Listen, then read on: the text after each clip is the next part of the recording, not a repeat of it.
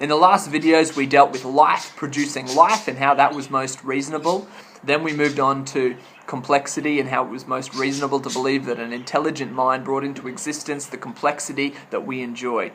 Today we're going to be talking about eternity. We're going to be talking about time, which is more of a characteristic than anything, but an important one.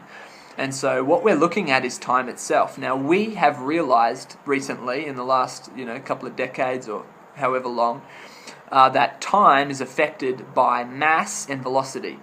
There's various theories out there. One of them is called gravitational time dilation. But the basic concept is this, that time is affected by mass and velocity. Now, so therefore time is part of the universe, it's part of nature, it's a physical property affected by mass and velocity. And so what does that mean?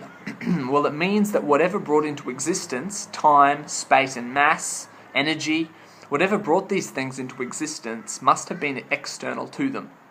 Now I'm going to concede the point that it is impossible for us to understand dimensions outside the boundaries of time because we are time-bound beings. We are dimensional. We are restrained to the dimensions of length, width, breadth, depth, and height, and time. We're restrained to those dimensions, and there may be many, many, many, many more, but we're restrained to those, and we can't really understand outside of those. But what we can do is realize that something that brought into existence time, space, and matter must be external to it. For example, whatever was the cause of time must be timeless.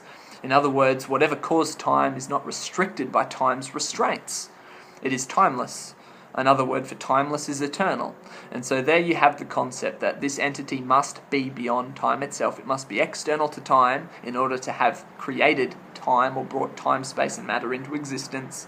Whatever that thing is, it must be timeless or eternal.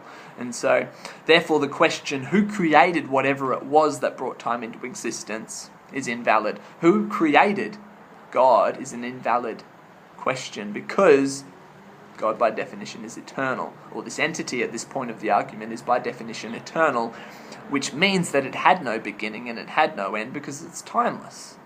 So that question is invalid. It's not logical. It doesn't meet the criteria. It's just not valid. And so whatever this thing was, it's outside time, it doesn't have a beginning and it doesn't have an end. And so keep that in mind. So now we've established that there is a life. It's most reasonable to believe based on the evidence. We're not proving anything. We're saying what is most reasonable to believe based on the evidence. And that is that there is a life-giving, incomprehensibly intelligent, eternal entity that exists, that brought into existence time, space, matter, energy, and everything in the universe. Alright, so keep that in mind. We're going to move on to the next argument.